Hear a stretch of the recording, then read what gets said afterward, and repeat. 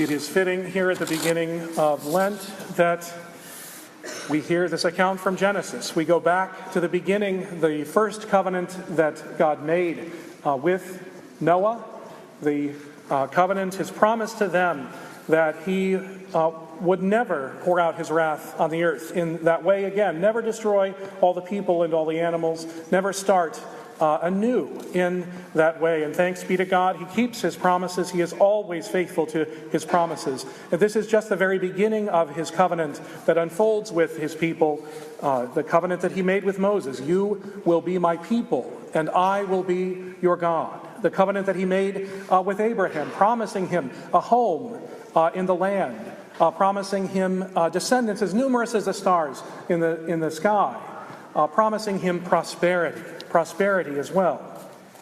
But at the beginning of Lent, we point to that covenant. We think of that covenant that Christ made in his own blood. This journey that we're taking over these 40 days to the cross, to the tomb, to his resurrection. That covenant made in his blood with us, where he gives himself to us. So it is a new and eternal, everlasting covenant that we are sealed in his blood. And we know that a covenant is not like anything else that we experience in our lives, not like the usual everyday sort of things, like a exchange of goods. You agree to give me something, I agree to give you something. No, a covenant is an exchange of persons, one giving themselves to the other. In this case, God giving himself to all of us and renewing that covenant day in and day out in every Mass when we open our heart to him in prayer, the covenant that is eternal, the covenant that we abide in. And I think we understand this covenant the best when we think of Christ offering himself on the cross for his bride, the church. The most perfect offering of love that could be made. He gives up himself for her, to make her holy, to open the gates of heaven for her, to open his heart for her. That's what we have always understood, that this was Christ's consummation of his sacrifice, that he is wed to his bride, the church, from the cross. And then we look at our own lives to understand this covenant and what it means better. Most of you are married. Most of you have entered into a covenant with your spouse, where on your wedding day you promised to be faithful and to be true and to love and to honor each other all the days of your life. You made those promises to each other, and the Lord made a promise to you that he would always be with you by his grace to help you to live out those promises in that covenant, a covenant within his own covenant. It's so important to understand that we are called to give ourselves to God the way that he gives himself to us. And in marriage, husbands and wives, you are called to give yourself to each other as Christ gave himself, living in that sacrifice and in that love and that faithfulness that is the faithfulness and the love of Christ himself. Now, I'd like to propose to you a pair of what I hope will be saints someday. I think they will be saints someday. A married couple, the parents of Saint Thérèse of Lisieux, Louis and Zélie Martin. They were beatified in 2008, beatified in the basilica that's dedicated to their daughter, Saint Thérèse, who is a saint and doctor of the Church. They are the first spouses in the history of the Church to be proposed for sainthood as a couple, and the second to be beatified together. Now we know that there were other saints, many other saints who were married people. Saint Mary and Saint Joseph, the parents of Mary, Joachim and Anne. Saint Peter, most of the apostles besides him were married. Saint Rita, Saint Gianna Molla, Saint Margaret of Scotland, Elizabeth of Hungary, Elizabeth Ann Seton, the patron saint of our own diocese, many, many more. But Louis and Zélie Martin were proposed for sainthood together and beatified together.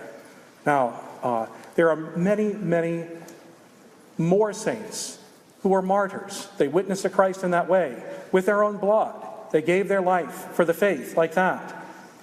But there is only one diocesan priest who was canonized a saint. So in this sense, if you were married saints, just one diocesan priest who was canonized a saint, St. John Vianney. Can you imagine? Just one. Just one. We have a lot of work to do, I think. I have a lot of work to do.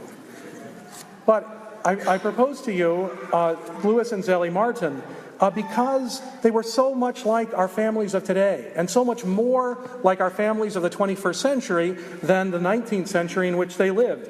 Both of them were entrepreneurs. Both of them owned their own business. They faced many of the challenges that we face now: finding good childcare, operating their own profitable business, caring for aging parents, educating a child with special needs, forming their own children in the faith, helping them to live the faith and grow in the faith, finding time to pray, to be active in their parish.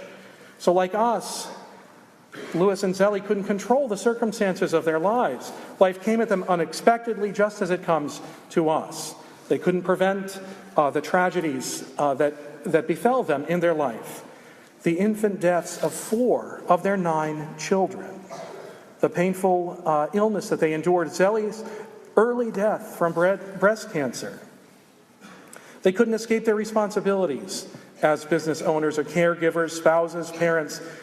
But what they did in their life that made them saints was they accepted what happened to them. They accepted their own powerlessness, that God might be powerful, all-powerful in their life.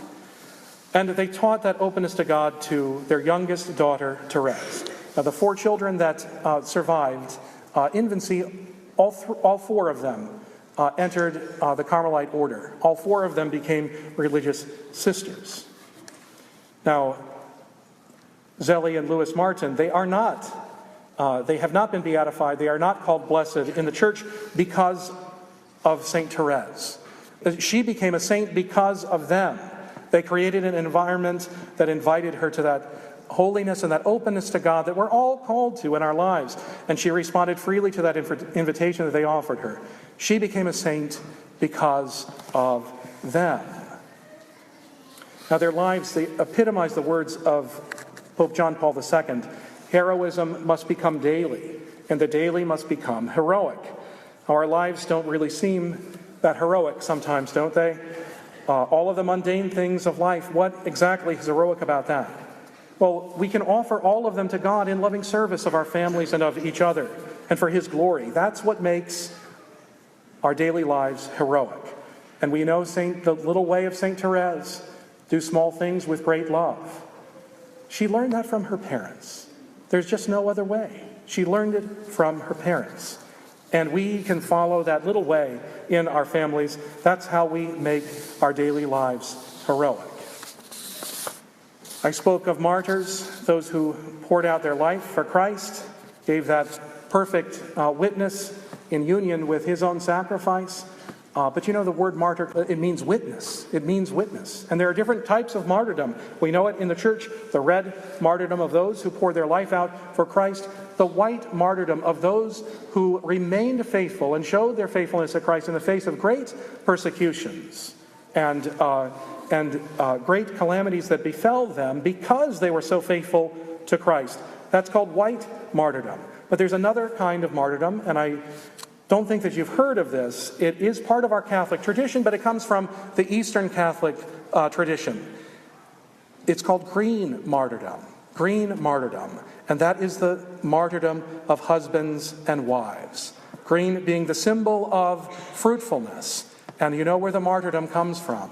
You witnessing your faith day in and day out with each other in your family. You pouring your life out day after day for those who you love, for the sake of helping them get to heaven. Now, I've heard marriage called martyrdom on the installment plan. Yeah, and we know that's true, because when you give yourself to someone in marriage, your life is not your own anymore. You live for them. You live to support them, to help them, to love them, to help them on their path to heaven. And boy, when those kids start coming, you know, if you've got even 1 or 2, 5, 7, 9, you know your life just isn't your own anymore. You live for them. You live for them. And so day by day, in that heroic way that John Paul II spoke of, you're pouring your life out for them.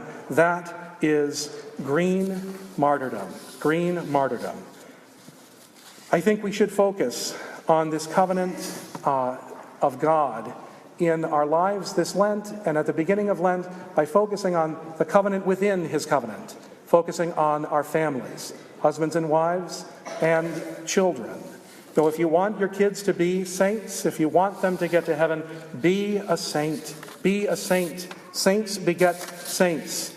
And we have to change our thinking about what it means to be a saint. When we think of saints, we think of those people in old-timey photographs where they're all dour and glum, and they're just looking there very serious into the camera. Father Bill has a bunch of pictures from the Civil War, of soldiers from the Civil War. They all have that very serious look on their face. We think I think the way that we think about saints, but they live the joy of Christ, and we live that joy of Christ in our lives as well. We live for God. We live for our families. We live each day to help them on their path to heaven. Now, what's more for your consideration, I'd like to give you perhaps some things to think about in a practical way of approaching this Lent, to focus on your family, to focus on that covenant. Now, how many of you in your homes leave your TVs on all the time, regardless of whether or not anybody is in the room? Just it's always on. TV always on? That sounds kind of crazy, huh? Then why do we leave the internet on all the time? All the time. Why is it always there? It doesn't make sense. Of course, we want it to be there when we turn on our computer or when we get on our cell phone and we want to be able to access those things. But why not? For the sake of spending more time with your family. Turn the internet off at night, 8 o'clock, 9 o'clock. Just unplug the router. Turn off the Wi-Fi network. Be a family together. And of course, the internet can waste our time, right? We know that. Am I the only one? No, the internet can be a big waste of time, and it can keep us from people we love. It can also be very dangerous for us. Now, how many of you unplug your toaster after you're done making breakfast? I mean, I've heard it's a fire hazard to keep the toaster plugged in, and Father Bill is always on about that. He'll tear through the kitchen after we've all had our breakfast and had our coffee and all that, and he'll say, well, got to unplug this, and he unplugs it. Fine, and that's what we do. It's a fire hazard. Well, the internet is an eternal fire hazard. It truly is. I mean, it can be so dangerous. And St. Elizabeth Ann Seton, one of these saints who was a married woman, she had this vision she had this vision from God that in our homes, that we would have a little box in our homes, and that the devil would pour his malice and his filth into our homes in that way. Well, that was before TV was even in anybody's imagination. And yet she foresaw it. She foresaw these things that can keep us from God and keep us from each other. So that's one thing that I'd like to suggest to you. Unplug the internet, turn it off. Don't let it be there constantly. And I think this will be very good for all of us to do that. Now, the next thing, cell phones.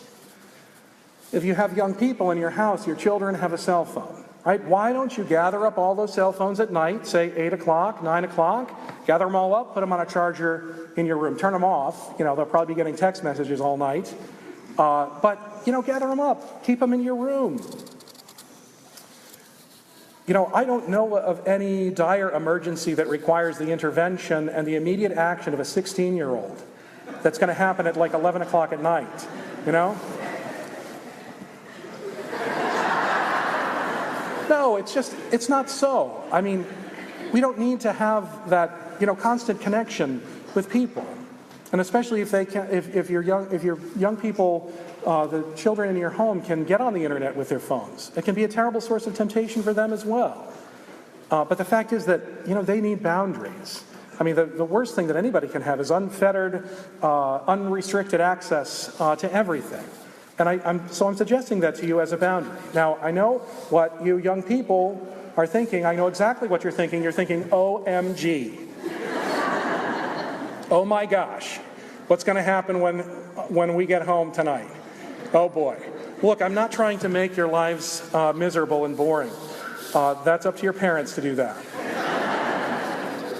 No, I'm saying this because I care about you. It's not good for us to just have access to everything, to be in constant contact with other people, especially at that age. There are no boundaries there. That's one of the biggest problems. And, where there are no boundaries, people don't see any consequences. but they can have dire consequences for all of us. And this is not for the sake of punishment. It's not for the sake of penance for Lent. We have to look at the good here. We have to look at it for the sake of prudence.